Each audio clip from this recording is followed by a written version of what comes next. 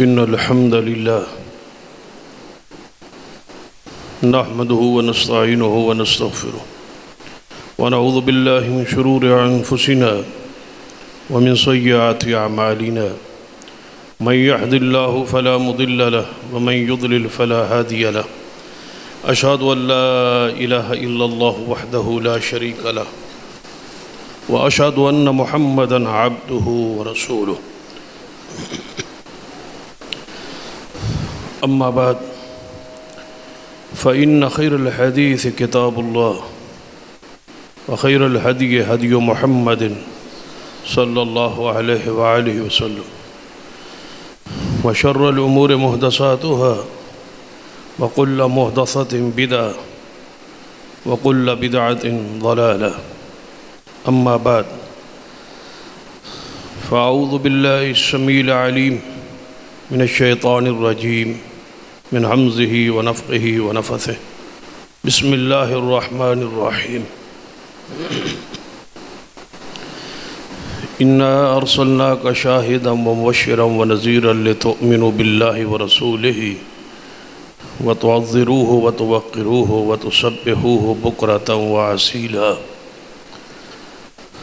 رب اشرح لي صدري ويسر لي أمري واحلل عقدة من لساني يفقهوا قولي رب زدني علما سبحان ربك رب العزة عما يصفون وسلام على المرسلين والحمد لله رب العالمين. حضرات، ہمارے خطبات کا سلسلہ جو ہے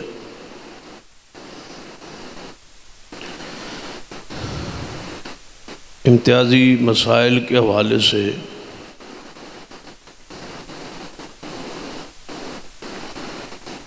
جاری ہے.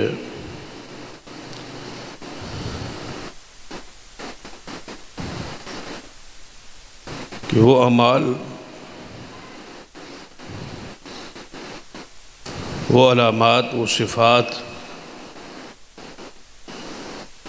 جو اہل الحدیث کو دیگر فرقوں سے ممتاز کرتی،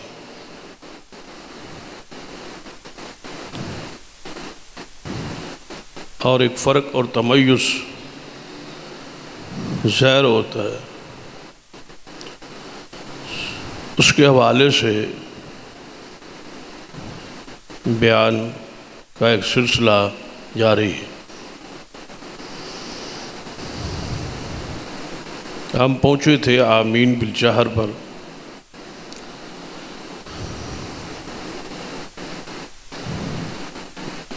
لیکن جس طرح آپ کو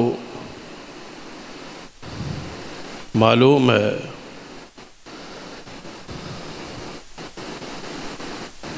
کہ گزشتہ دنوں سرور کائنات محمد رسول اللہ صلی اللہ علیہ وآلہ وسلم آپ کی تحقیر اور گستاخی اور توہین بھارت کے اندر کی گئی.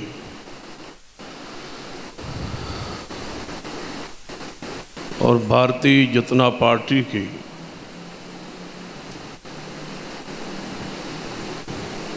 ایک خاتون نے نبی اکرم صلی اللہ علیہ وسلم کے حوالے سے انتہائی سنگین اور انتہائی غلیظ زبان استعمال کی، جس مناسبت سے پوری دنیا میں بالعموم اور اسلامی ممالک میں بالخصوص احتجاج کا سلسلہ جاری.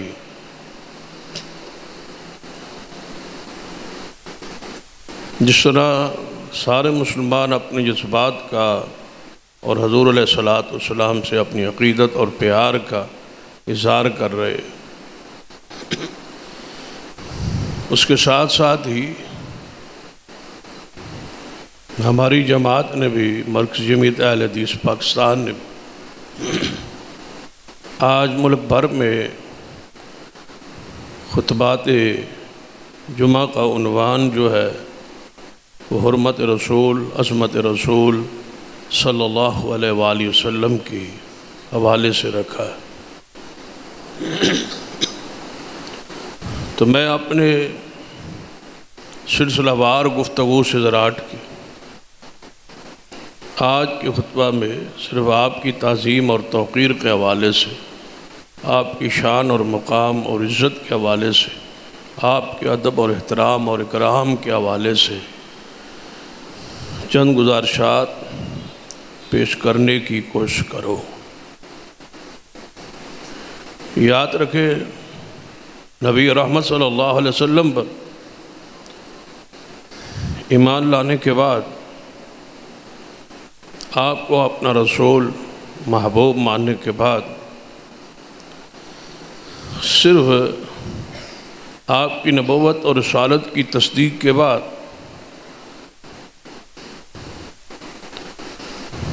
مومن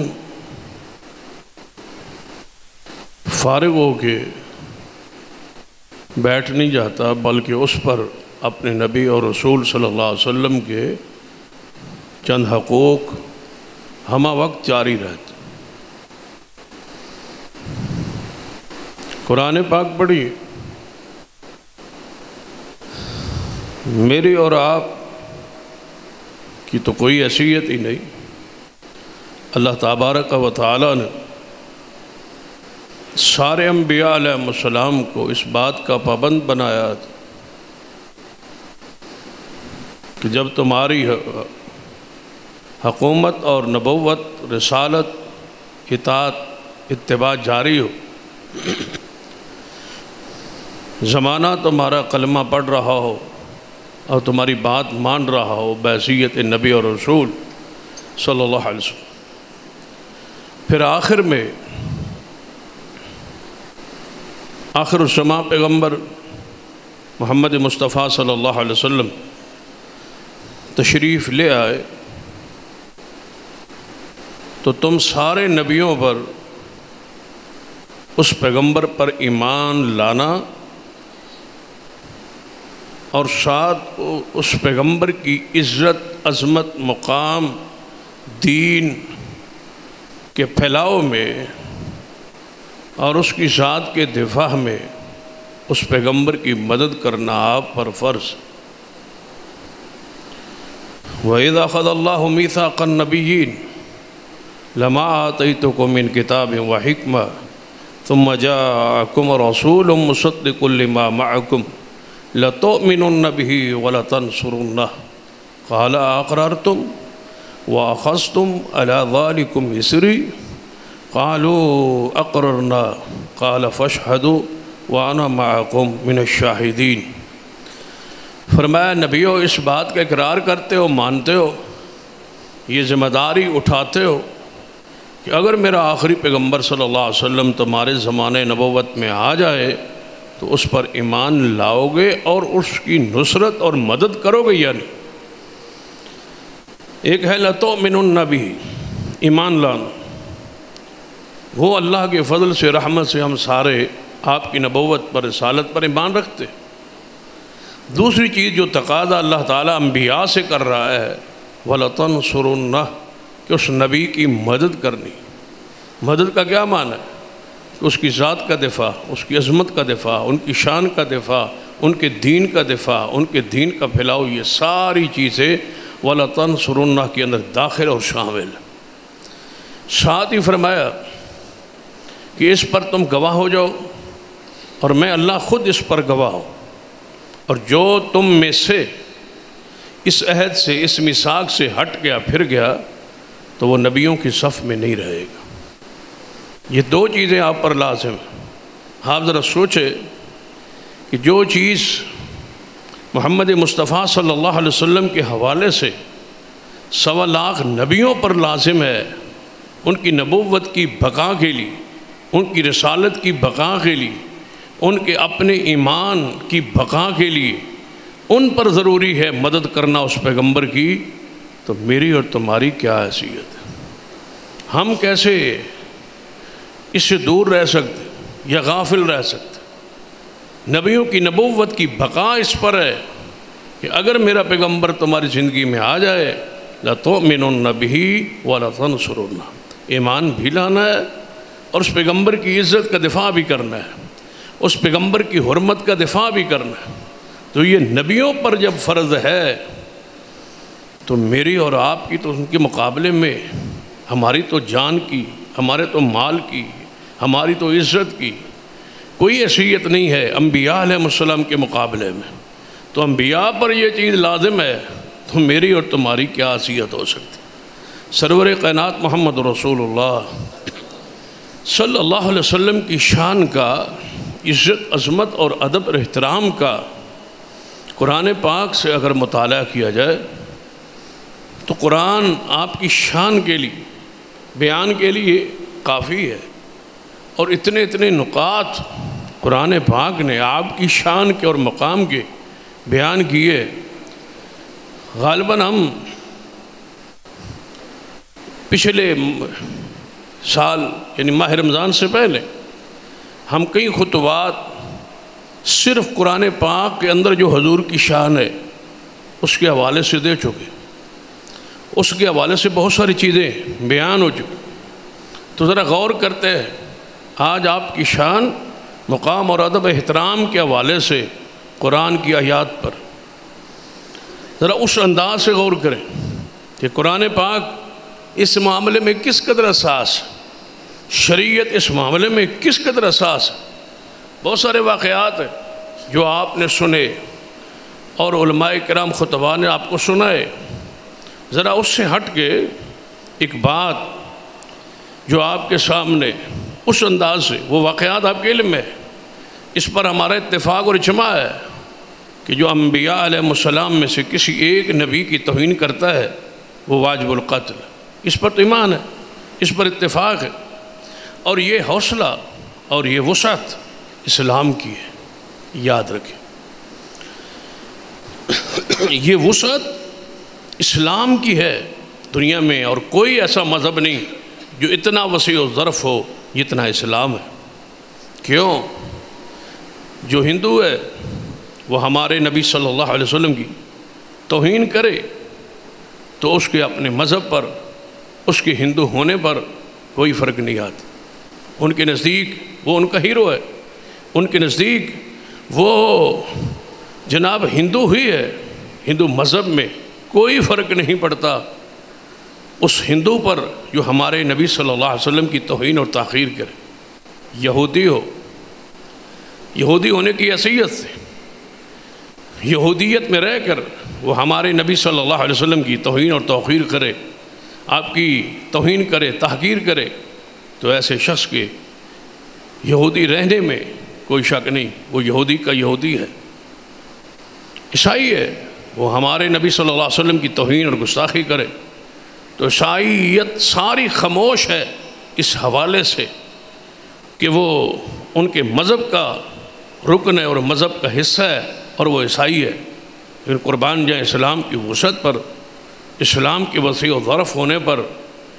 ہمارے ہاں اسلام میں، ہمارے دین میں آدم علیہ السلام سے لے کر جناب محمد مصطفیٰ صلی اللہ علیہ وسلم تک کسی ایک نبی کی توہین کرنے والا اسی طرح کافر ہے جس طرح محبوب علیہ السلام کی توہین کرنے والا کافر ہے۔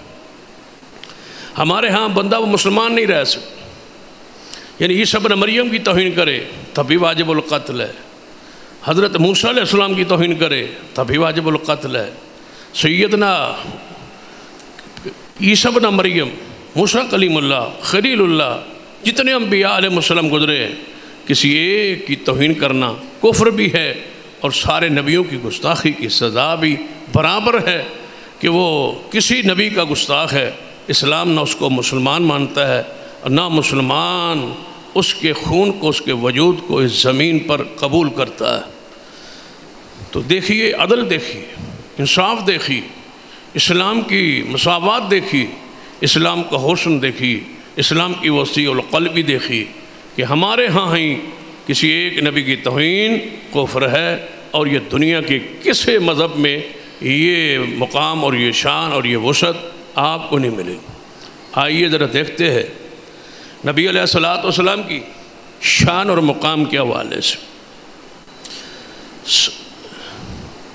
آپ کی شان اور مقام کے خلاف جو کچھ کہا گیا، جو کچھ کہا جاتا ہے اور جو کچھ کفار سوچتے ہیں، ساری چیزیں ذرا ایک طرف رکھیں۔ اس نبی کی توہین، اس نبی کی گستاخی، اس کی حرمت کو، اس کی گندگی اور غلاظت کو اگر آپ نے سمجھنا ہو کہ آپ کی توہین کتنا بڑا جرم ہوگا، کتنی بڑی اس پر گرفت ہوگی، اور کتنا اللہ اس بندے سے ناراض ہوگا، اور کس عذاب کا وہ مستحق ہوگا انسان، کوئی ہو جو حضور کی توہین کرے، وہ کتنی سخت سزا کا حقدار ہے، کیونکہ اس نے اس نبی کی توہین کی ہے، اس نبی صلی اللہ علیہ وسلم کی تحقیر کی ہے، جس کے بارے میں قرآن پاک کیا کہتا ہے۔ ذرا قرآن پاک پہ توجہ کیجیے، اور جو تحقیر کا، توہین کا پہلو، اس کو ایک طرف رکھ کے ذرا شان اور مقام، عظمت اور عزت جو رفعت ہے، اس پہ ذرا غور کرتے کہ ظالموں نے، کافروں نے کس ہستی اور کس اونچے درجے کی شخصیت کی شان اور مقام کو، طہارت کو، پاکیزگی کو کس انداز سے اور کن الفاظ سے دیکھا ہے، اور کس الفاظ سے توہین کی ہے۔ اور اللہ تعالیٰ اس توہین کو اور اس توہین کرنے والے کو کیسے برداشت کرتا ہے، جس کے بارے میں اللہ تعالیٰ خود کہتا ہے ان اللہ و ملائکتہ یصلون علی النبی۔ امام ابن تیمیہ رحمہ اللہ نے لکھا ہے کہ ذرا سوچے کس کی توہین کر رہے ہو، کس ہستی کے بارے میں تم نے زبان کھولی ہے، جانتے ہو وہ کون ہے، ان کی شان اور مقام اور درجہ کیا ہے، وہ اللہ کے ہاں محبوب کس قدر ہے، وہ اللہ کے پیارے کس قدر ہے، جن کے بارے میں قرآن یہ کہہ رہا ہو کہ ان اللہ و ملائکتہ یصلون علی النبی، بے شک اللہ اور اس کے سارے فرشتے۔ فرشتے کتنے ہیں؟ کتنے فرشتے ہیں جن کو میری اور تمہاری عقلیں یا علم شمار نہیں کر سکتا۔ اللہ کہتا ہے میں اپنے لشکروں کو خود جانتا ہوں۔ فرشتوں کی تعداد کو جاننا ہو تو اس بات سے اندازہ لگائی کہ حضور فرماتے ہیں کہ آسمان پر، زمین پر ہمارا قبلہ ہے، آسمان پر فرشتوں کا قبلہ ہے، جسے بیت المعمور کہا جائے۔ اس کے اندر روزانہ 70,000 فرشتہ عبادت کے لیے داخل ہوتا ہے، جو ایک مرتبہ داخل ہو جائے گا قیامت تک پھر اس فرشتے کی باری نہیں آئی۔ فرشتوں کی تعداد کتنی ہے؟ جتنے دنیا میں انسان ہیں، یہ تو مانتے ہو نا، ہر انسان کے ساتھ دائیں اور بائیں اعمال نامہ لکھنے کے لیے 2 فرشتے موجود ہیں۔ تو جتنے موجود ہیں انسان، اسے دگنا فرشتے، تو حدیث سیاح سے ثابت۔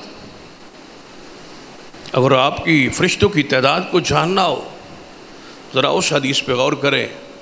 آپ نے فرمایا آسمان پر ایک انگلی کے برابر ایسی جگہ نہیں ہے 7 آسمانوں پر جس پر اللہ کا فرشتہ موجود نہ ہو۔ یہ ہے ان کی تعداد۔ اب ذرا غور کریں ڈیوٹی کیا ہے، سارے فرشتوں کی ذمہ داری کیا ہے۔ ان اللہ و ملائکتہ یصلون علی النبی، بے شک اللہ اور اس کے سارے فرشتے۔ و ملائکتہ کا معنی کیا ہوگا؟ 1 2 4 10 100 1000 فرشتے نہیں، اس کے سارے فرشتے، جن کی تعداد کو تم نہیں جانتے، سوائے رب کے ان کی تعداد کو کوئی جاننے والا نہیں۔ رب کہتا ہے میں تمہیں خبر دیتا ہوں، یہ خبر کے طور پر آیت ہے، ان اللہ و ملائکتہ، اور زمین کے بسنے والوں، آسمانوں پر اور 7 آسمانوں پر اور زمین پر جہاں بھی جاؤ کوئی فرشتہ ایسا نہیں، ہر فرشتے کی ذمہ داری اور ڈیوٹی ہے کہ کوئی لمحہ ایسا خالی نہ ہو، کوئی وقت ایسا نہ ہو کہ تمہاری زبان پر محمد مصطفیٰ کا ذکر نہ ہو صلی اللہ علیہ وسلم، آپ کی تعریف نہ ہو، آپ کی مدح نہ ہو، آپ کے لیے دعا نہ ہو، آپ کے لیے مجھ سے دعا کرو۔ یہی ہے فرشتوں کا درود پڑھنا کہ یا اللہ محمد مصطفیٰ صلی اللہ علیہ وسلم کے درجات کو بلند کر دے، اللہ ان کے درجات کو اور بلند کر دے۔ ڈیوٹی خود رب نے لگائی ہو، خود رب نے لگائی ہو کہ یہ آپ کی ذمہ داری ہے، ذمہ داری رب نے دی ہو۔ اور رب نے قرآن میں کہا کوئی فرشتہ ایسا نہیں جو میری نافرمانی کرتا ہو، میری بات نہ مانتا ہو۔ تم ہو کہ تم میری بات نہیں مانتے۔ انسان ہے جو ظلم کرتا ہے، کفر کرتا ہے، فسق کرتا ہے، فجور کرتا ہے، میری نافرمانی اور بغاوت کرتا ہے، لیکن انسانوں جنوں کے علاوہ میری مخلوق میں کوئی شے ایسی نہیں جو میری نافرمانی کرتے، جو میں کہتا ہوں وہ کرتے ہیں اور مانتے ہیں۔ تو ہر فرشتہ، فرشتوں کے ہاں وہ آسمانوں پر حضور کا چرچا اور حضور کی شہرت اس قدر ہے کہ وہ حدیث جامع ترمذی کی ذرا دیکھتے ہیں، اس پہ ذرا توجہ کرے۔ نبی اکرم صلی اللہ علیہ وسلم فرماتے ہیں کہ آج میرے پاس ایک ایسا فرشتہ آیا جو آج تک زمین پر اس سے پہلے نہیں آیا۔ پہلی مرتبہ ایک فرشتہ آج آسمان سے زمین پر آیا ہے، اور کس کام کے لیے آیا ہے؟ اگر وہ آپ سنیں تو ایمان تازہ ہو۔ رسول رحمت صلی اللہ علیہ وسلم فرماتے ہیں وہ فرشتہ آج پہلی مرتبہ زمین پہ آیا ہے اور اس نے رب کے سامنے جا کے سپیشل اس کی اجازت مانگی ہے اور سپیشل درخواست کی ہے کہ اے اللہ میں آج تک زمین پر نہیں گیا، میری ذمہ داری ڈیوٹی آسمانوں پر ہی ہے، میں زمین پر کبھی گیا ہی نہیں، زمین کو کبھی دیکھا نہیں، زمین پہ کبھی گیا نہیں۔ آج میرا دل چاہتا ہے کہ میں زمین پہ جاؤں اور مجھے اجازت دیجیے کہ میں زمین پہ اتر جاؤں۔ پھر رب نے پوچھا اے فرشتے اتنی تو ہمارا دل چاہا کہ میں زمین پہ جاؤں، آخر زمین کے کس حصے اور کس ٹکڑے پہ جانا چاہتے ہو؟ زمین تو میری وسیع ہے، بہت لمبی چوڑی زمین ہے، تم کہاں جانا چاہتے ہو؟ آسمانوں پر تڑپ کا یہ عالم ہے تو ہماری حالت اور کیفیت کیوں خراب؟ فرشتے کیا پوچھتے؟ فرشتہ کیا کہتا ہے؟ یا اللہ میں زمین پہ جانے کی اجازت چاہتا ہوں۔ فرمایا کہ زمین کے کس ٹکڑے میں جانا چاہتے ہو؟ یا اللہ میں اس شہر میں جانا چاہتا ہوں جہاں تیرا نبی رہتا ہے صلی اللہ علیہ وسلم، جہاں محمد مصطفیٰ صلی اللہ علیہ وسلم رہتے ہیں۔ اب سوچے کہاں آنا چاہتے ہیں؟ یا اللہ میں مدینہ جانا چاہتا ہوں۔ تو دعا کریں کہ اللہ تعالی ہم سب کو مدینہ کی زیارت نصیب فرما دے۔ یا اللہ میں مدینہ جانا چاہتا ہوں۔ فرمایا کیوں جانا چاہتے ہو؟ پہاڑوں کو دیکھوں زمین پہ جا کے؟ نہیں، ان چیزوں سے تو وہ مبرہ ہے، سیروں سے، تفریح سے اور سارے ہمارے جو کچھ حالات ہیں اس سے۔ کیوں جانا چاہتا ہوں؟ یا اللہ ایک ہی خواہش ہے، مدینے میں جا کے تیرے نبی کو ایک مرتبہ سلام کراؤ، بس سلام کی چاہت۔ ان اللہ و ملائکتہ یصلون علی النبی، جس رب نے خود کہا ہو کہ میں اللہ اور میرے سارے فرشتے اس پیغمبر پہ درود بھیجتے ہیں، ذرا بتلاؤ رب کی غیرت اس نبی کی توہین کس طرح برداشت کرے؟ وہ کیسے بندہ زمین پہ زندہ بچ سکتا ہے اور رہ سکتا ہے؟ تم نے تو اس خاتون، اس عورت نے جس کے نام کے ساتھ شرما آتا ہے، جو اس نام کے اور اس لفظ کی بھی توہین ہے کہ اس کو شرما کہا جائے، اس پہ شرما خاتون نے نبی رحمت صلی اللہ علیہ وسلم کے بارے میں جو نازیبا الفاظ کہے، یہ تو بڑے ثقیل ہیں جن کو بیان کرنا میں سمجھتا ہوں نہ ایمان چاہتا ہے، نہ دل تسلیم کرتا ہے، اور نہ زبان اجازت دیتی ہے کہ وہ الفاظ ہیں کفر، اور وہ الفاظ مجھے اسلام اور دین اجازت دیتا ہے کہ اس کو نقل کر کے بیان کیا جائے اس اصول کے تحت کہ نقل کفر نہ باشد، کہ کفر کو نقل کرنا کفر نہیں ہے، کفر کو نقل کر کے لوگوں کو نفرت دلانا کفر سے، یہ شریعت نے اجازت دی ہے۔ اللہ تعالیٰ نے کافروں کی وہ گالیاں، وہ توہین میں جملے جو رب کے بارے میں، انبیاء کے بارے میں اور اولیاء کے بارے میں کہے، صحابہ کرام کے بارے میں کہے، ان کے کفر کو قرآن میں بیان کیا اور پھر اس کا رد کیا۔ یہ قانون اسی سے مستنبت ہے، یہ قانون اسی سے نکلا ہے، لیکن میں اپنے ایمان کی ایک حالت اور کیفیت ہوتی ہے کہ آپ نے پڑھا بھی ہوگا، سنا بھی ہوگا، ان الفاظ کو اس منبر پر نہیں دہراتے، لیکن اتنے بڑے الفاظ اس نبی صلی اللہ علیہ وسلم کے بارے میں، ذرا اس بندے کا ذکر پڑھیے جس کا تذکرہ صحیح البخاری میں آتا ہے کہ ایک شخص ہے، عیسائی ہے، مسلمان ہوا، مسلمان ہونے کے بعد چند دن حضور کے ساتھ رہا، حضور پڑھا لکھا تھا، حضور نے اس کو وحی لکھنے پر مامور کیا، لیکن وہ بدبخت مرتد ہو جانے کے بعد اس نے حضور کی ذات پر، حضور کی ازواج پر اور حضور کے اصحاب پر، حضور کی نفاست پر اور حضور کی طہارت اور پاکیزگی پر، حضور کی سیرت پر کوئی جملہ نہیں کہا، صرف ایک بات کہی، اس نبی پر فرشتہ کوئی نہیں آتا، میں لکھ دیتا تھا اور میں کہتا تھا اور وہی کچھ یہ نبی بیان کر دیتا تھا، نہ اس میں لکھنے والا تو میں تھا نا، میں لکھتا تھا اور وہ بیان کرتا تھے۔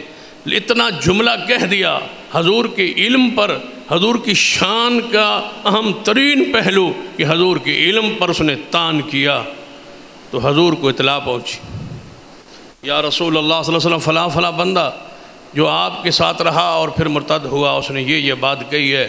حضور نے فرمایا کوئی بات نہیں، ذرا مرنے دو، اس کو ذرا مرنے دو، اس کو زمین بتلائے گی کہ محمد مصطفیٰ کون تھے، ان کی شان کیا تھی، ان کا درجہ کیا تھا، ان کا مقام کیا تھا۔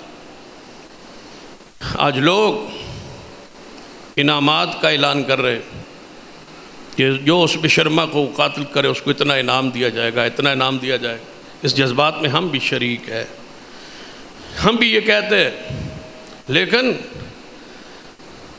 اس جذبات اپنی جگہ، لیکن یاد رکھو دنیا میں کوئی انسان ایسا نہیں گزرا آج تک جس نے حضور کی توہین کی ہو اور پھر اس دنیا میں عزت کے ساتھ زندگی گزاری ہو۔ اللہ اس کو عبرت کا نشان بنا دیتا ہے۔ کیا ہوگا پھر؟ حضور نے فرما دیا تھا میرے صحابہ کوئی بات نہیں، مرنے دو، ذرا مرنے دو اس بدبخت کو۔ حضور نے اپنا حق تھا نا، ہم نہیں کہہ سکتے کہ اس کو اللہ کے حوالے کرتے ہیں، نہیں، یہ حضور کا اپنا حق ہے۔ ہماری ذمہ داری یہ ہے، اسلامی حکومت کی ذمہ داری یہ ہے کہ توہین کرنے والے شخص کو قتل کر دیا جائے۔ وہ توبہ کرتا رہے تب بھی واجب القتل ہے، وہ معافی مانگتا رہے تب بھی واجب القتل ہے۔ وہ قتل ہو جائے گا اور اس کا معاملہ اللہ کے سپرد ہو جائے گا، اور قیامت والے حضور اپنے حق کے لیے تشریف فرما ہوں گے۔ وہ اس کو معاف کرے، رب معاف کرے تو یہ رب کا معاملہ ہے، وہ غفور رحیم ہے اور محمد مصطفیٰ رحمت للعالمین ہے۔ وہ رب معاف کرنا چاہے، یہ حضور معاف کر دے، حق اس نے اپنی سزا پا لی ہے، لیکن ہمیں دنیا میں کسی حاکم کو یہ اختیار نہیں کہ وہ محمد مصطفیٰ کی گستاخ کو معاف کرے. یہ حق اسے نہیں ہے، یہ حق رسول اللہ کا ہے. اس کو قیامت والے دن پر چھوڑ دیا جائے گا، اس پر سزا لگا دی جائے گی، آگے معاملہ اللہ تبارک و تعالیٰ کے حوالے کر دیا جائے گا. ہمارے ہاں طے شدہ بات ہے کہ وہ واجب القتل ہے. حضور نے فرمایا اس کو مرنے دو. ایسے واقعات کیوں ہیں؟ حضور بتلانا چاہتے ہیں کہ میری گستاخی کی سزا اور عبرت ناک انجام کیا ہے، مرنے دو اس کو. پھر وہ مرا، انہی دنوں میں موت آ گئی. موت تو آنی تھی، فرما کس نے دیا تھا؟ محمد مصطفیٰ صلی اللہ علیہ وسلم. وہ مر گیا. عیسائیوں نے بڑی اپنے انداز سے کہ یہ بڑا حساس تھا اور مسلمانوں سے پھر گیا تھا، مرتد ہو گیا تھا، تو لہذا اس کی کفن دفن کا انہوں نے انتظام کیا. لیکن زمین تو جانتی ہے نا کہ محمد مصطفیٰ کی شان کیا ہے، مقام کیا ہے. اگر ہم حضور کی شان کے حوالے سے، حضور کے مقام کے حوالے سے کچھ کام کرتے ہیں تو یہ ہماری اپنی عزت ہے. اپنے کے لیے اپنے لالچ میں لگے ہوئے ہیں کہ اللہ ہمارا درجہ بلند کر دے، ہماری شان بلند کر دے. رب کہتا ہے کہ اگر تم ساری دنیا چھوڑ جاؤ، محمد مصطفیٰ کی نصرت اور مدد اور دفاع سے چھوڑ جاؤ، انا کفیناک من المستہزئین، مذاق کرنے والوں کے لیے تو میں ایک اللہ ہی کافی ہوں، میں خود کافی ہوں. یہ تو تمہارے ایمان کی پرکھ ہے، یہ تو تمہارے ایمان کی پڑتال ہے، یہ تو تمہارے اپنے انجام کی بہتری کے لیے کوشش ہے کہ ہم اس احتجاج میں، ہم اس کوشش میں شریک ہو جائے جو حضور کے لیے ہے اور حضور کے دفاع کے لیے ہے. اس میں کوئی چیز آڑے نہ آئے، یہ تو ہمارا مسئلہ ہے، وگرنہ حضور کے دفاع کے لیے تو اللہ کافی. حضور نے کیا فرمایا؟ رب نے کیا فرمایا تھا؟ حضور اپنے ساتھ محافظ رکھ لیا کرتے تھے. صحابہ اکرام کو فرمایا کرتے ذرا پہرا دو، مجھے خطرہ ہے دشمنوں سے، تاکہ میں سو جاؤں، تھوڑا سا آرام کر لوں. صحابہ بار پہرے پہ کھڑے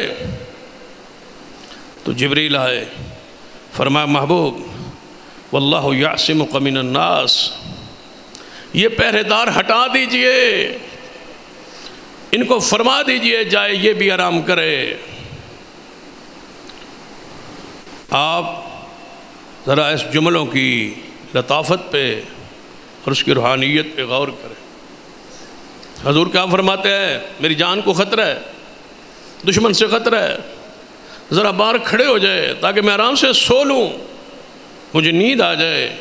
دشمن سے مجھے خطرہ ہے، کفار سے خطرہ ہے. حضور کے صحابہ باہر کھڑے، جبریل آ گئے، واللہ یعصمک من الناس، اے محبوب ذرا اٹھ کے ان صحابہ کو فرما دیجئے کہ جاؤ تم سارے سو جاؤ، محمد کو بچانے کے لیے اللہ کافی ہے صلی اللہ علیہ وسلم. میں بچاؤں گا آپ کو، میرے ذمہ ہیں آپ. واللہ یعصمک من الناس، اے محبوب وہ موت جو اللہ نے ہر انسان کے لیے لکھی ہے، نیکوں کے لیے، پیاروں کے لیے، جس کے بدلے تم نے میرے پاس آنا ہے. ہم ڈرتے ہیں نا موت سے، کیونکہ اپنے اعمال اور کرتوت دیکھ کر. انبیاء کی جو موت ہوتی ہے وہ تو اللہ کی ملاقات کے لیے، وہ موت درمیان میں پل ہے، اس کو کراس کرنا حضور نے کس کے لیے؟ اللہ کی ملاقات کے لیے. آپ نے ہمارے پاس آنا ہے، لیکن یہ بات یاد رکھیے محبوب، جب تک آپ دنیا سے ہمارے پاس نہیں آتے، ہر قسم کے کافروں سے بچانا یہ میں اللہ کی ذمہ داری. جائیں آپ تبلیغ کریں، بلغ ما انزل الیک من ربک یا ایھا الرسول بلغ ما انزل الیک من ربک، اے میرے رسول جو کچھ نازل کر رہا ہوں بیان کرتے جائیے، لوگوں سے مت ڈریے، ان سے بچانا میری ذمہ داری ہے. اور میری گنتی کے مطابق حضور علیہ الصلوۃ والسلام پر 17 حملے قاتلانہ ہوئے. ہر حملے میں اللہ نے اپنے محبوب کو اپنے وعدے کے مطابق محفوظ رکھا ہے. زہر کھلایا گیا، پتھر پھینکے گئے، تلواریں اٹھائی گئی، قتل کے منصوبے بنائے گئے. زہر کھا لانے کے بعد بھی دیکھو صحابی سامنے شہید ہو گئے، لیکن حضور کو اللہ نے تکلیف نہیں آنے دی، حضور کو محفوظ رکھے. زہر کھا لیا، لیکن اللہ تعالیٰ ہے نا، زہر کو کہہ دے کہ رہنا بھی محبوب کے وجود میں ہے اور حضور کو تکلیف بھی نہیں پہنچانی. حضور نے کھا لیا ہے، لیکن میرا جو وعدہ ہے واللہ یعصمک من الناس، آخری جب پیغام موت آیا تھا اس وقت فرماتے تھے عائشہ آج مجھے وہ زہر جو کئی سال پہلے میں نے کھایا، آج وہ زہر لگتا ہے مجھ پہ اثر کر رہا ہے۔ کیوں؟ اس لیے کہ اللہ نے بلاوے کا وقت آ گیا تھا، آؤ اب میرے پاس، آؤ میری رفاقت میں۔ تو آئیے ذرا غور کریں، حضور کی شان اور مقام کو سمجھنے کی کوشش کرے۔ وہ بندہ مر جانے کے بعد دفن کیا گیا، جب زمین میں وہ گیا نا، عیسائی دفن کر کے واپس پلٹے، زمین ہلنا شروع ہوئی، وہ قبر ہلتی ہے، ہلنا شروع ہوئی، اور زمین نے عجیب منظر پیش کیا کہ اس گستاخ کی میت کو اٹھا کے قبر نے باہر پھینک دی۔ کہاں وہ گہرا گڑھا قبر کا، اور کہاں وہ اوپر، جب پھینک دیا قبر پھٹ گئی، میت باہر آ گئی، اچھل کے باہر نکلی، میت باہر پڑی۔ عیسائی آئے، دیکھا میت کی حالت کیفیت، کہنے لگے یہ مسلمانوں کا معاملہ ہو سکتا ہے، یہ مرتد ہوا تھا نا، اسلام سے پھر گیا تھا، مسلمانوں کو نقصان یہ پہنچاتا رہا، یہ حضور کے خلاف جملے کستا رہا، تو لہذا اس مسلمانوں نے ایسا کیا ہوگا، اور قبر گہری کھودتے ہیں تاکہ اندھیرے میں اگر وہ کھودنا بھی چاہیں، رات گزر جائے لیکن سویرے نظر آ جائے کہ کوئی کھود رہا ہے، نقصان نہ پہنچائے۔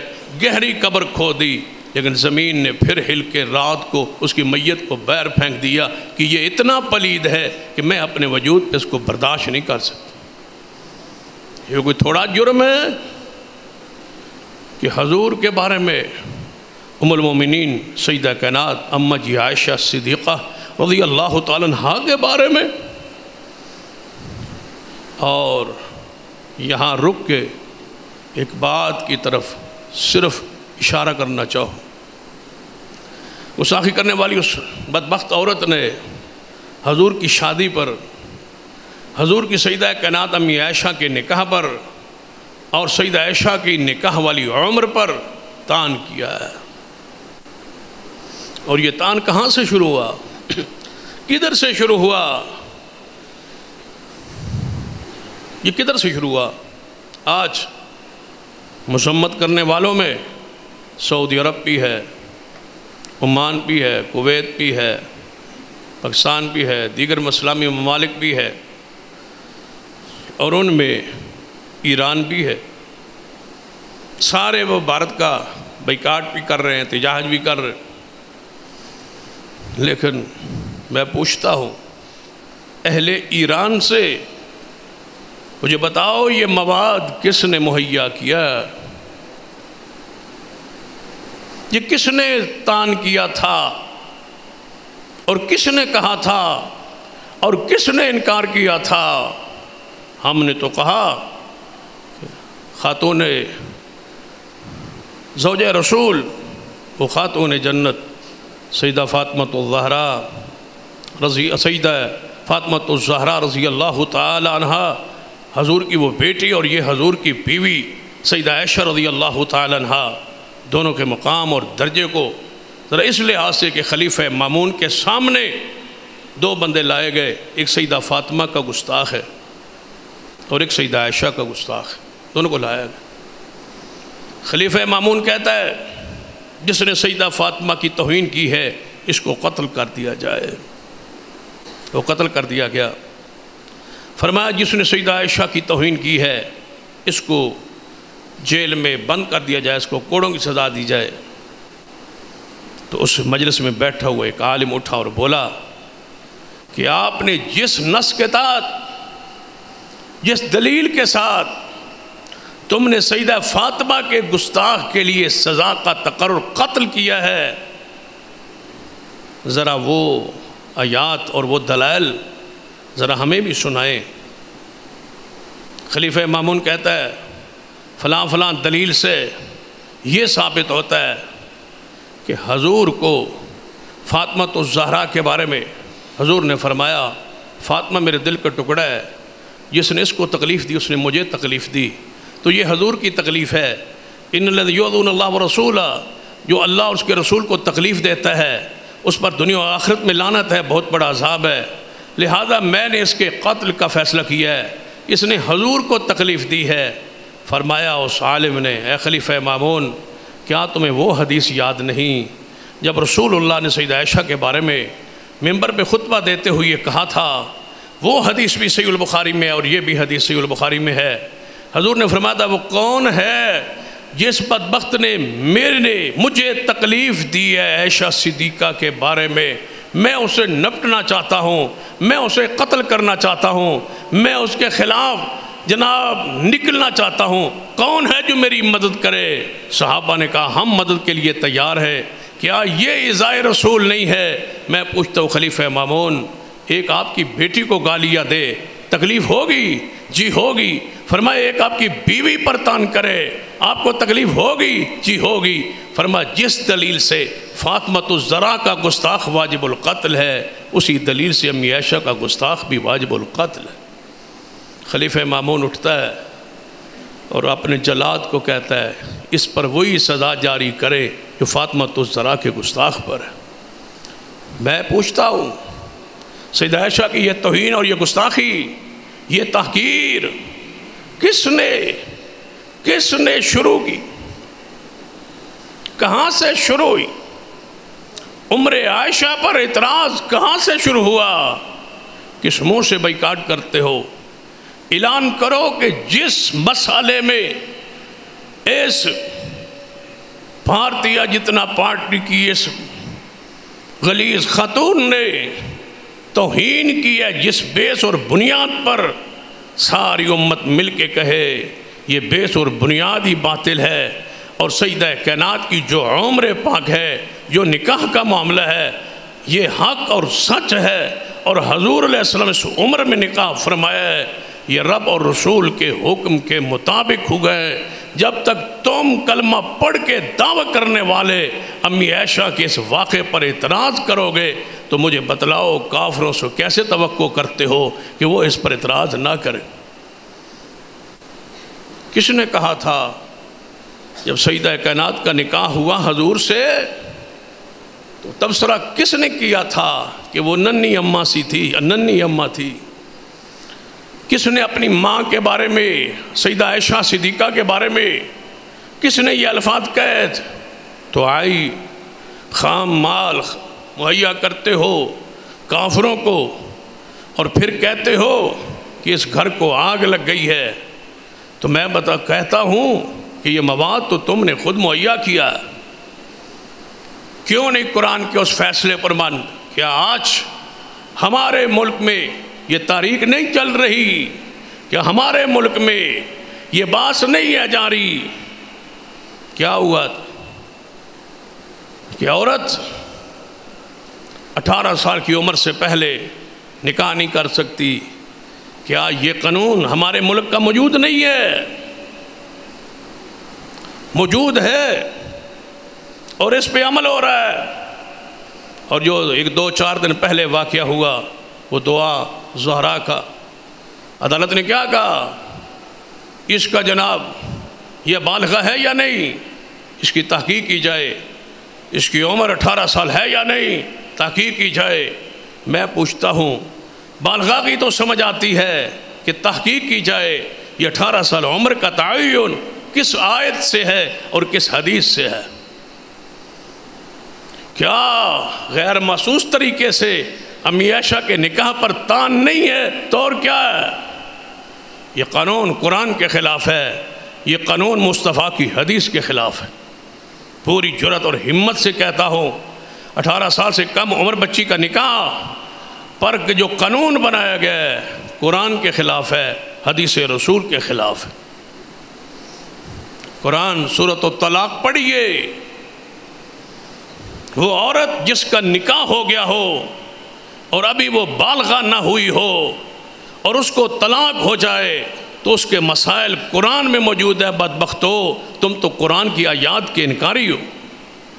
قرآن کہتا ہے وہ عورت جس کا نکاح ہو جائے بالغ ہونے سے پہلے اور پھر طلاق ہو جائے، اس کے مسائل کو قرآن نے ڈسکس کیا ہے، قرآن نے بیان کیا ہے قرآن اس نکاح کو قبول کر رہا ہے، سورۃ الطلاق میں قبول کر رہا ہے، 28ویں پارے میں قبول کر رہا ہے، تمہیں کیا حق ہے؟ ہمارے ملک کا آئین کا یہ ضابطہ ہے کہ ہمارے ملک میں کوئی قانون قرآن اور سنت کے خلاف نہیں بن سکتا۔ یہ قانون رفض کی شرارت ہے سیدہ کائنات رضی اللہ تعالیٰ عنہ کے نکاح کے حوالے سے۔ پہلے ہم قانون بنوائیں، قانون بنوانے کے بعد ہم مذاق اڑائیں۔ تمہاری ماں کا تو نکاح ہی غیر قانونی ہے، نعوذ باللہ۔ یہ سارا کچھ کون کر رہا ہے اور کون کروا رہا ہے؟ پہلے اپنے گھر کا ذرا نظر دوڑائیے، گھر کو صاف کیجئے، گھر کو دیکھیے۔ آؤ جس کی طرف اس حدیث کی طرف میں اشارہ کر رہا تھا کہ سرور کائنات محمد رسول اللہ صلی اللہ علیہ وسلم کے اس گستاخ کو زمین نے اٹھا کے بیر پھینک دیا۔ جب بیر پھینکا، دوسری رات عیسائی آئے، کہنے لگے یہ بھی مسلمانوں کی کارروائی ہے، پھر دفن کرو، پھر دفن کیا۔ تیسری رات جب زمین اٹھا کے بیر پھینکا، کہنے لگے یہ مسلمانوں کی کارروائی نہیں، یہ کس کی فیصلہ ہے؟ اللہ کا۔ چھوڑ دو اس میت کو۔ عیسائی چھوڑ گئے اس میت کو، ڈر گئے اور دوڑ گئے۔ تیسرے چوتھے دن اللہ نے جنگل کے درندوں اور کتوں کو حکم دیا کہ اس کی میت کو نوچ کے کھا جاؤ، چیر پھاڑ جاؤ، تاکہ دنیا قیامت تک جانے کہ محمد کے گستاخ کی سزا کیا ہے۔ یہ کوئی معمولی جرم ہے؟ جو بندہ کہتا ہے کہ جو اس کو مار دے اس کو اتنا انعام دیا جائے گا، جتنا انعام لگاؤ اتنا تھوڑا ہے، جتنے جذبات کا اظہار کرو اتنا تھوڑا ہے۔ یہ حضور کی شان کا معاملہ ہے۔ مسلمان بے عمل ہو سکتا ہے، مسلمان گناہ گار ہو سکتا ہے، لیکن یاد رکھنا محمد مصطفیٰ کی عزت کے حوالے سے مسلمان برداشت نہیں کر سکتا کہ ہمارے محبوب کی شان کی کوئی توہین ہو۔ گناہ گار ہونا الگ بات ہے، بے عمل ہونا اور بات ہے، لیکن حضور کی شان کے خلاف ذرا اس واقعے کی طرف پڑھیے۔ سیدنا خبیب رضی اللہ تعالیٰ جب سولی پہ چڑھانے کا فیصلہ ہوا نا خبیب کا، تو کیا کہا تھا؟ سیدنا خبیب رضی اللہ تعالیٰ عنہ، کافروں نے آخری ڈیمانڈ کہ اب نہیں رہتا اور نہیں کیا کچھ کرتا، تو آ کے کہنے لگے اے خبیب رہائی چاہتے ہو؟ کہنے لگے اگر رہا کرنا چاہو تو کر دو۔ فرمایا تو نے ہمارے باپ کو مارا تھا جنگ میں، جہاد میں، اس کے بدلے میں ہم تجھے پکڑ کے لائے ہیں اور تجھے پھانسی یہ پھندا ہم نے لگا دیا ہے، تجھ کو پھانسی لگا دینا ہے۔ اس نے کہا ٹھیک ہے، یہ تو آپ کی مرضی ہے، رہائی چاہتے ہو؟ کون نہیں چاہتا بندہ رہائی؟ کہنے لگے پھر ایک ساری باتیں ہم نے کی ہے، آپ نے کوئی بات نہیں مانی، اسلام چھوڑ دے، دین چھوڑ دے، مصطفیٰ کو چھوڑ دے، تو کوئی بات نہیں مانی، پھر اتنی سی بات مان لے، صرف اتنا کہہ دے کہ کاش میری جگہ محمد مصطفیٰ سولی چڑھ جاتے اور میں بچ جاتا، بس یہ کہہ دے۔ آپ کا نبی، آپ کا مرشد مدینے ہیں، آپ کے کہنے سے سولی انہوں نے چڑھ نہیں جانا، آپ کے کہنے سے کچھ ہو نہیں جانا، بس ہمارا تھوڑا سا دل ٹھنڈا ہو جائے گا۔ تو اتنا کہہ دے کہ میری جگہ پر میرا نبی ہوتا اور وہ سولی چڑھ جائے، بس یہ کہہ دے نعوذ باللہ، تو ہم چھوڑ دیں گے۔ سیدنا خبیب نے کیا فرمایا تھا؟ کیا کہتے ہو کہ میں یہ الفاظ کہہ دوں گا؟ یہ تو ایک جان ہے، یہ تو ایک جان ہے، ایسی ہزاروں جانیں ہوں، وہ باری باری مجھے ملتی جائیں اور میں سولی چڑھتا جاؤں، میں تو اتنا بھی برداشت نہیں کرتا کہ میں تکلیف سے بچ جاؤں اور میرے محبوب کے پیروں میں کانٹا چبھے۔ سولی تو بڑی دور کی بات ہے۔ پھر کیا کہا تھا وہ اشعار جو صحیح البخاری وغیرہ میں ہے، لست ابالی حین اقتل مسلمن، پرواہ کیا ہے جب محمد کی حرمت پہ جا رہا ہوں، مصطفیٰ کی شان بیان کرتے جا رہا ہوں، عزت کے رسول کے لیے جا رہا ہوں، دفاع رسول کے لیے جا رہا ہوں، حضور کی نصرت اور مدد میں جا رہا ہوں، جب دین کے لیے جا رہا ہوں، اسلام پر موت آ رہی ہے، تو میرے لیے خوش قسمتی کیا ہے کہ میں دین پر، اسلام پر، موت تو انجام کا نام ہے، انجام اچھا ہو، میرا تو انجام یہ ہے کہ ہی نہ اقتل مسلمن، میں جا رہا ہوں اسلام پر، اس سے بڑی میرے لیے سعادت کی بات کیا ہو سکتی ہے؟ بس اتنی مہلت دے دو کہ میں 2 نفل پڑھ لوں، جاتے جاتے دنیا کو پیغام دے جاؤں۔ اور حضور نے فرمایا تھا جب وحی آئی حضور پر کہ آپ کے پیارے کو وہاں پر سولی چڑھا دیا گیا ہے اور یہ کہا گیا، انہوں نے یہ نہیں مانا اور نماز پڑھ کے سولی چڑھ گیا ہے، آپ نے فرمایا میرے صحابہ، خبیب کی موت کی شہادت کی خبر آسمان سے آ گئی ہے، اور جاتے جاتے تمہارے لیے ایک سنت بنا گیا ہے کہ جب سولی کوئی موقع بنے، موت سے پہلے اگر کوئی موقع ملے، کوئی کافر دشمن موقع دے تو نماز پڑھ کے دنیا سے جایا کرو۔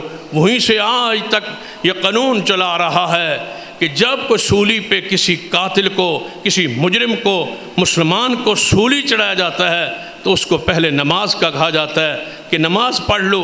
وہ 2 نفل پڑھتا ہے، پھر اٹھا کے اس کو سولی پہ لٹکا دیا جاتا ہے۔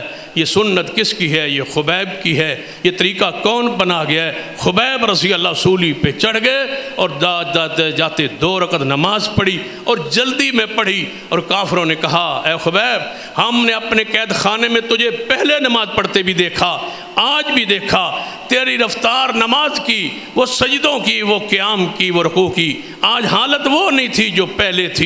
پہلے تو آرام سے پڑھا کرتا تھا، آج تو بڑے جلدی انداز میں نماز کو مکمل کیا۔ فرمایا کافرو، اس لیے کہ تم یہ نہ سمجھو کہ خبیب موت سے ڈر کے نماز کو لمبا کر رہا ہے، میں تو جانا چاہتا ہوں۔ یہ حضور علیہ السلام کی حرمت کا مسئلہ ہے۔ قرآن نے کیا کہا؟ فرمایا لوگو، حضور کی تحقیر اور تعظیم کے لیے قرآن کے وہ الفاظ انا ارسلناک، قرآن پاک نے حضور کی شان اور مقام اور رفعت کو کس قدر بلند کیا۔ امام ابن تیمیہ فرماتے ہیں کہ جس کی توہین کر رہے ہو اس کے بارے حکم کیا ہے کہ یا ایھا الذین آمنوا صلوا علیہ وسلموا تسلیما، حکم تو تھا درود اور سلام پڑھنے کا، اور تم ان کی گستاخی اور توہین کر رہے ہو۔ پھر امام ابن تیمیہ رحمۃ اللہ آگے لکھتے ہیں کہ وہ نبی جس کے بارے میں قرآن یہ کہتا ہے انا ارسلناک شاہدا ومبشرا ونذیرا لتؤمنوا باللہ ورسولہ وتعزروہ وتوقروہ وتسبحوہ بکرۃ واصیلا، کہ حضور کی تعظیم کرو، حضور کی توقیر کرو۔ فرماتے ہیں دونوں الفاظ کتنے پیارے ہیں۔ پہلے کہتا ہے رب وتعزروہ، کیا معنی ہے؟ وتعزروہ کا معنی کیا ہے؟ فرما لوگو، مرد ہو یا عورت ہو، کوئی ہو، تم پہ لازم کیا ہے کہ حضور کی مدد کرنی، آپ عزت کرنی حضور کی۔ آپ آگے فرمایا یہ تو تعزیر ہے، اور توقیر کیا ہے؟ ایسا عمل کرنا ہے جس عمل سے نبی کو سکون پہنچے، حضور کو اطمینان نصیب ہو، حضور علیہ السلام کے لیے ان کے جلال میں، اکرام میں، عزت میں اضافہ ہو۔ کوئی ایسا عمل بھی نہ کرنا جس کو لوگ پہ دیکھ کے کہیں یہ محمد مصطفیٰ کا امتی ہے۔ فرمایا ایسا عمل بھی نہ کرنا کہ جس کے عمل کی وجہ سے تمہارے نبی کو نعوذ باللہ حقارت کی نظر سے دیکھا جائے۔ آخر پہ آتا ہوں، بات تو یہ لمبی ہے، یہ ایسا موضوع ہے کہ سارا دن بندہ اس پہ بیان کرتا رہے، لذت بھی محسوس ہوتی ہے، ایمان بھی محسوس ہوتا ہے، حلاوت بھی محسوس ہوتی ہے، سکون بھی آتا ہے، لیکن آخر پہ آتا ہوں، قرآن کیا کہتا ہے کہ وہ لوگ جو محمد مصطفیٰ صلی اللہ علیہ وسلم کو تکلیف پہنچاتے، تکلیف ان پر اللہ اور اس کے رسول کی، سارے فرشتوں کی، سب کی لعنت دنیا میں آخرت میں، جو اللہ اس کو رسول تکلیف پہنچاتے۔ یہ تکلیف کیا ہے؟ یہ ایذا کیا ہے؟ ہلکی سی جو ایذا کا لفظ جو ہے نا، ذرا اس پہ غور کرتے تاکہ آپ کو ایک باریک بینی سے ایک بات سمجھ آئے۔ اللہ تعالیٰ کہتا ہے کہ میرا بندہ، یہ حدیث قدسی ہے، میرا بندہ مجھے تکلیف دیتا ہے، میرا بندہ مجھے تکلیف دیتا ہے۔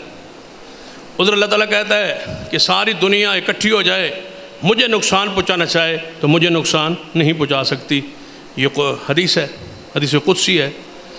دوسری حدیث میں حضور فرماتے ہیں کہ اللہ فرماتا ہے میرا بندہ آدم کا بیٹا مجھے تکلیف دیتا ہے۔ نقصان کیا ہے کہ ساری دنیا مل جائے، اللہ کو نقصان پہنچانا چاہے تو نقصان نہیں پہنچا سکتا۔ ایذا کیا ہے؟ یہ نقصان نہیں پہنچایا جا سکتا لیکن تکلیف دینا ممکن ہے۔ وہ کیسے؟ کہ میرا بندہ مجھے تکلیف دیتا ہے، اللہ کو تکلیف دیتا ہے۔ یہ اللہ تجھے تکلیف کیسے؟ فرمایا جب وہ شرک کرتا ہے نا اور نبیوں کو میرے بیٹے اور حصے دار بناتا ہے اور کہتا ہے اللہ کی اولاد ہے تو مجھے تکلیف ہوتی ہے، مجھے تکلیف ہوتی ہے۔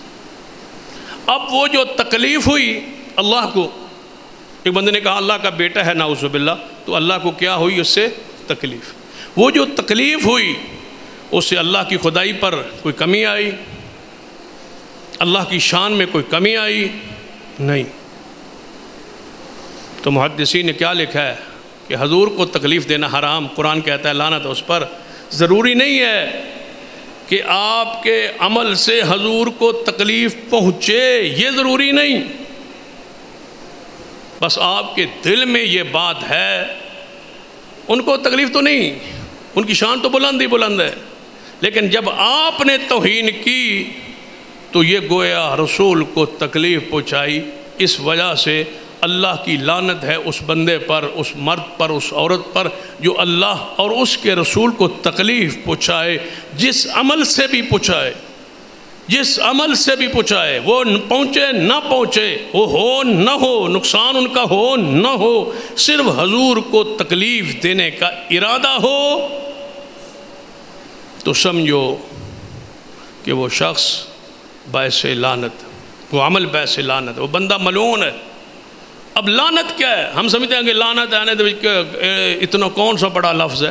لعنت کا معنی ایک اگر آپ سمجھ لیں تو شاید پھر آپ کی اس کے وزن کو جانیں۔ لعنت کا معنی یہ ہے کہ اس کی بخشش کے، مغفرت کے، نجات کے جتنے راہ ہیں سارے بند ہو جائیں۔ حضور کی شفاعت، اللہ کی رحمت، اعمال کی بڑھوتری، جتنے بخشش کے نجات کے راہ ہیں نا سارے بند ہو جائے اور بندہ اللہ کے ہاں ملعون ہو جائے، اس کے ساری رحمتوں سے دور ہو جائے تو سمجھو کہ اس بندے پر اللہ کی لعنت ہوگی، کیونکہ معمولی جرم، کوئی معمولی جرم نہیں ہے۔ اس لیے حضور نے یہ سزا کا تعین کیا اور اس پر امت کا اجماع ہے کہ گستاخ رسول کی صرف ایک سزا کہ اس کا سر تن سے جدا ہے، یہ سزا ہے۔ اور اس کو عربی میں یہ جو نعرہ ہمارا پاکستان میں اردو میں مشہور ہے، گستاخ رسول کی صرف ایک سزا اس کا سر تن سے جدا ہے۔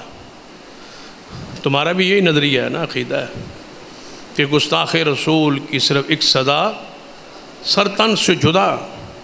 اس کو عربی میں اس نعرے کو ایسے کہا جاتا ہے کہ من سب نبیا فاقتلوہ، جو حضور کی توہین کرے، گالیاں دے، اس کو قتل کر دو۔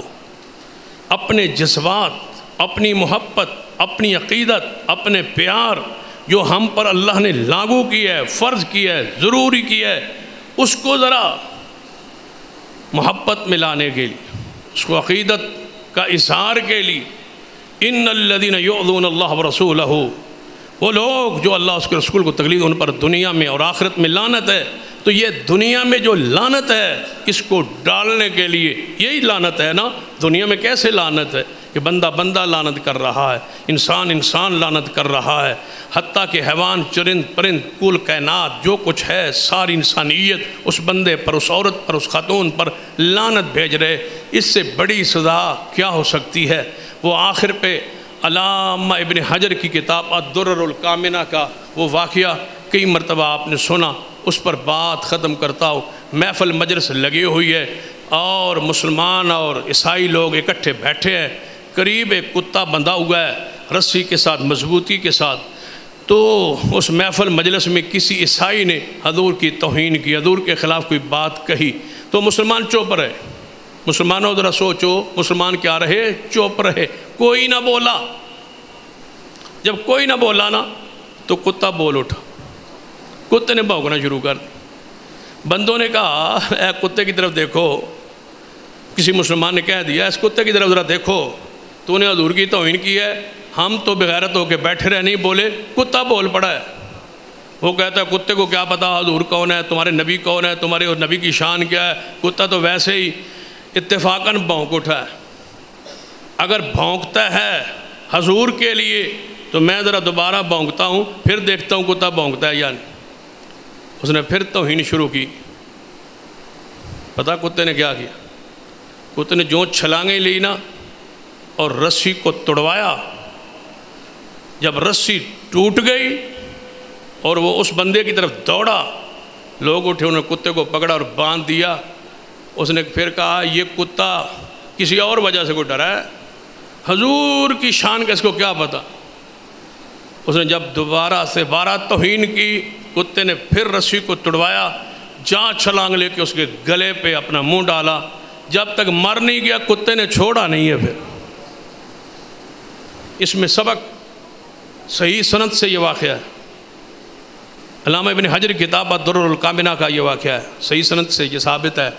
اب میں آپ سے پوچھتا ہوں کہ حضور کے لیے اگر نہیں بولو گے حضور کے لیے تو اللہ کی قسم زمانے کے کتے بھی بول پڑے، لیکن جب تم بولو گے ہماری تو ذمہ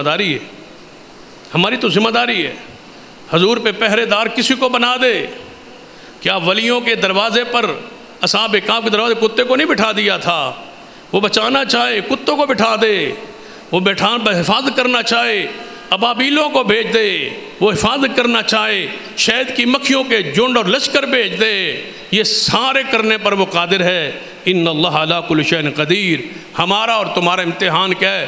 تم اٹھتے ہو یا نہیں، تم کہتے ہو یا نہیں، تم رد کرتے ہو یا نہیں، تم اس پر شامل ہوتے ہو یا نہیں، تم آواز بلند کرتے ہو یا نہیں۔ تو ذرا ایک ہی آواز سے یہ اپنی غیرت کا، اپنے ایمان کا اظہار کرے کہ ہمارا اسلام، ہمارا دین کیا کہتا ہے کہ من سب نبیًا، نہیں ایسے تو نہیں ہوگا نا، اپنی محبت کا، عقیدت کا، حضور سے محبت کا، حضور پر مال، جان، عزت، حرمت، اولاد، وقت، سب کچھ، اللہ کی قسم یہ جو کچھ بہارے ہیں یہ حضور پر درود پڑھنے کی برکت سے۔ حضور نہ ہوں تو یہ ممبر کس کا ہے؟ حضور کا۔ یہ مصلی کس کا ہے؟ رسول اللہ کا۔ یہ سارے مساجد، مدارس، طلباء اور دین، غیرت، عزت، حیا اور ایمان، جو کچھ کائنات میں موجود ہے، یہ سب سے پہلے اس ہر چیز کے اور خیر کے بانی تو محمد مصطفیٰ صلی اللہ علیہ وسلم ہے۔ اگر حضور نہیں ہے تو پھر اور کیا ہے؟ حضور کی عزت نہ رہی تو ہماری عزت کہاں ہے؟ ہماری عزت حضور کی عزت میں ہے، ہمارا احترام حضور کی وجہ سے ہے۔ میں کھڑا ہوں آپ کے سامنے ممبر پر، اگر میری زبان سے حضور کی شان کے خلاف جملہ نکل جائے کیا برداشت کر لو گے؟ نہیں، یہ محبت ختم ہو جائے، یہ ادب ختم ہو جائے، یہ احترام ختم ہو جائے، بجائے محبت سے سننے کے لوگ اٹھ کھڑے ہوں، لوگ مجھے کھینچے اور نوچے اور نیچے اتار دے، کہیں تو حضور کا نہیں تو ہمارا نہیں۔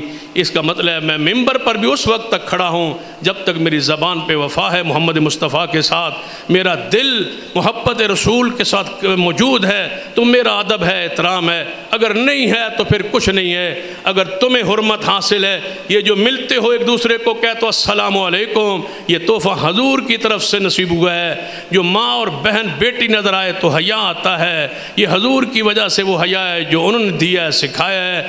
یہ ساری چیزیں حضور کی دی ہوئی ہے۔ ما آتاکم رسول فخذوہ، جو حضور نے دیا وہ لے کے کھڑے ہیں، وہ بیٹھے ہیں، جس سے حضور نے روکا ہم رک رہے۔ تو اپنے مرشد، اپنے امام کی حفاظت، کوئی بندہ اپنا برانڈ، اپنے نام کو کون مٹنے دیتا ہے؟ ہمارا تو وہ ایمان ہے، ہماری تو وہ شان ہے، ہماری کائنات کی وہ آن ہے، اشرف اکرم المخلوقات ہیں، ساری مخلوقات میں عزت والے وہ ہیں، افضل المخلوقات ہیں، ساری مخلوقات میں سے محمد مصطفیٰ افضل ہے۔ اور انسان تو کیا، جنات تو کیا، فرشتے تو کیا، کوئی اونچا نہیں محمد مصطفیٰ سے، ورفعنا لک ذکرک، اللہ کہتا ہے ہم نے ذکر کو بلند کیا۔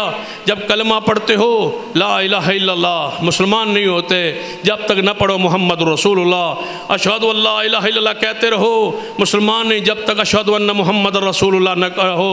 اذان دیتے رہو، کوئی مسجد میں نہیں آئے گا جب تک اشہد ان محمد رسول اللہ کہہ کے حی علی الصلاۃ نہ کہو۔ ہر حال میں محمد مصطفیٰ، ذرا محبت عقیدت کا اظہار کیجئے کہ من سب نبیًا، پوری مسجد کا چھت گونج اٹھے، من سب نبیًا، کوئی بندہ خاموش نہ رہے، اپنی عقیدت محبت کا اظہار کرے کہ ہماری حکومت پر فرض ہے کہ صرف احتجاج نہیں بلکہ سفارتی تعلقات منقطع کر دیے جائیں۔ ایسے گستاخ حکومت سے، ایسی بدبخت حکومت سے، ایسے بدبخت خاتون جس کی مذمت نہیں کر سکے وہ، اور جس کو پروٹوکول حفاظت کے لیے جناب فوج اور سپاہی مہیا کیے جا رہے، ذرا محبت کا اظہار کیجئے۔ من سب نبیًا، نہیں ایسے نہیں، پوری مسجد گونج اٹھے، من سب نبیًا، من سب نبیًا، من سب نبیًا، وآخر دعوانا الحمدللہ۔